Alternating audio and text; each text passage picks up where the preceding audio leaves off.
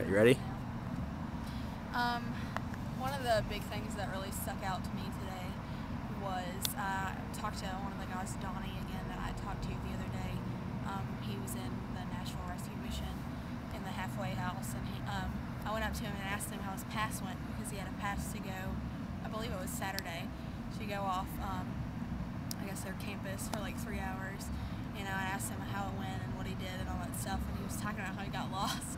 And I was like, well, did you make it back on time, you know? And he had said, yeah, that he had made it back on time, and he was asking some people where to get, like, how to get to, like, the flea market, the farmer's market, and they said him, like, or they told him that it was, like, up the hill a little ways.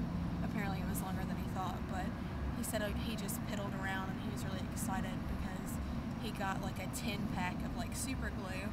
And I guess in his world that would be awesome, just because he likes to take stuff apart and put it back together. And he was talking about, like, at his old age of like 50, that's good because it'll last a while and stuff like that. So he was really excited about that. While I was talking to him, one of the really big things that stood out to me was he was talking about how rude some of the staff members are to, like, the homeless people that come in to get dinner and stay there. He was just talking about, like, how they put him down and stuff. Like, in reference, he used one time he was talking and said that some of the staff members were like, you need to do this and you need to do that. And it just really stuck out to me, because these people are already having a rough time in their life.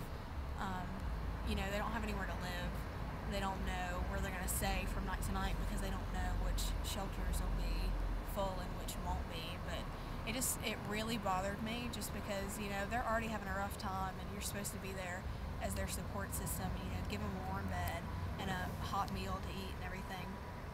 And you're going to put them down and tell them they need to do this, you know? I understand that some of them might have drug and alcohol addictions, and it would really benefit if they got into the program, but at the same time, like, that's a personal choice you have to make for yourself. If you're not ready to do it, then it would be really hard, you know, to go into the program and waste the staff members' times and waste their time too. But it really, really bothered me that he was talking about how rude the staff members are to some of the people. And in reference to that, we went to the campus for human development today, which is where I will be working tomorrow, my group will be. And I talked to the lead woman, Wendy, and we were just talking about, like, her campus for human development versus, like, the National Rescue Mission. And she, like, I was asking her if they, like, worked with them and stuff, just because it was two completely different atmospheres.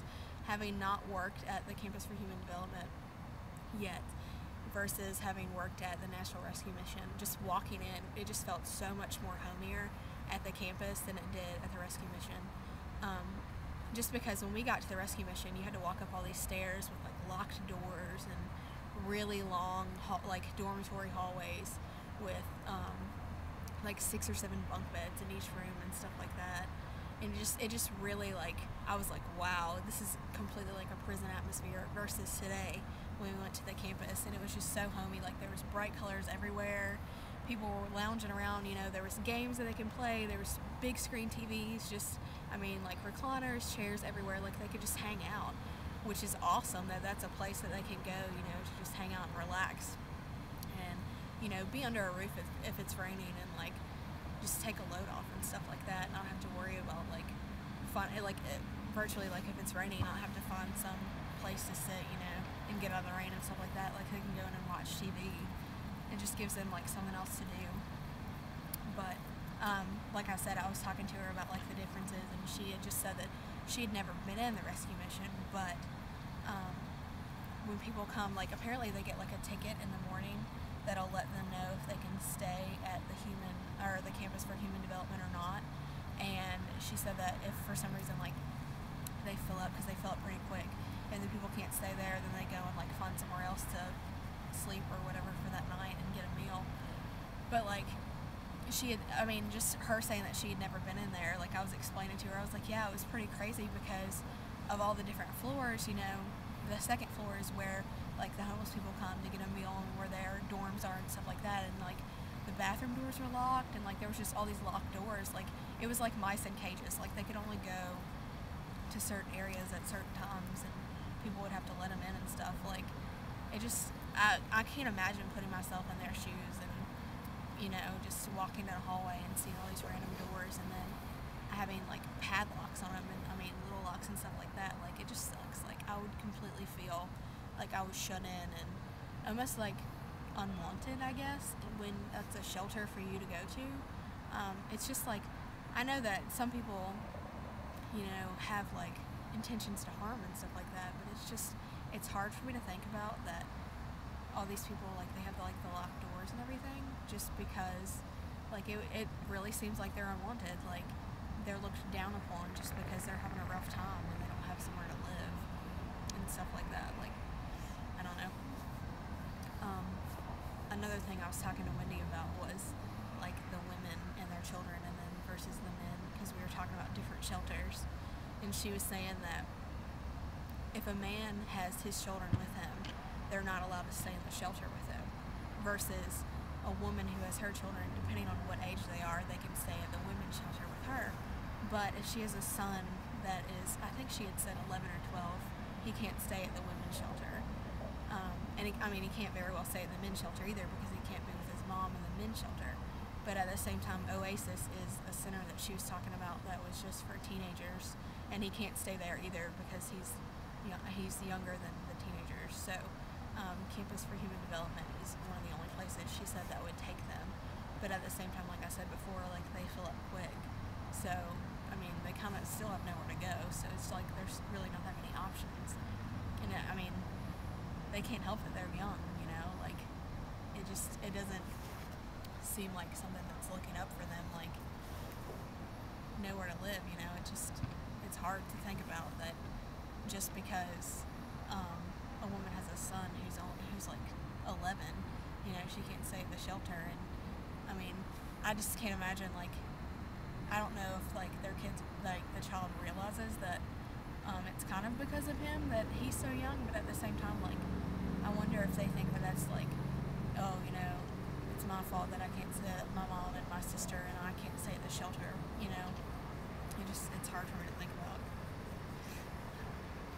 about. How did interacting with actually clients or participants compare between National Rescue Mission and campus? The National Rescue Mission, it seemed like a lot of the people there were really like stuck to themselves. Like, Donnie had made a comment the other day that the staff members don't like to see him interacting and talking to people. Like, they get mad about it. And just like, I really noticed that today, because I was thinking about it the other day when he said it, but I was just really like, there was like 2 or 3 other guys sitting at our table with him, so I was kind of like paying attention and talking to each one of them, getting kind of their sides of the story, interacting with each of them. But today it was just him, and there was a couple of us in our group sitting and talking to him.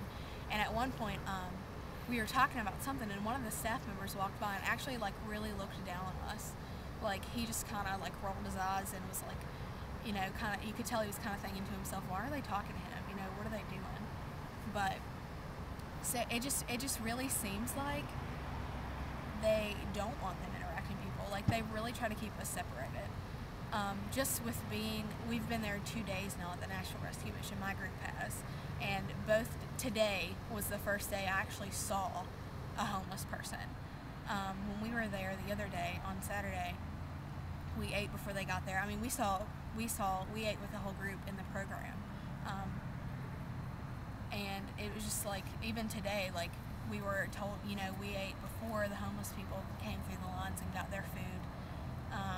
But like, our group was a little later getting out, going back down to the storage room doing stuff.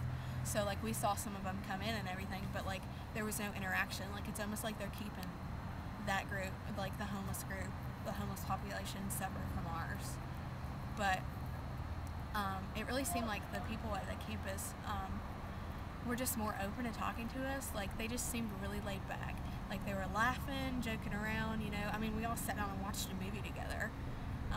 Some of them sat down and like played board games with us, you know. It was just awesome. Like, it just seemed like a very laid back, relaxing atmosphere versus like the prison that I would say is like the rescue mission atmosphere.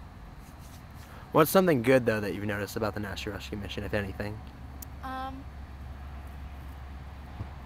think it's really good that they are willing to house so many people, and like what we're doing in the storage room, moving stuff around and sorting things out.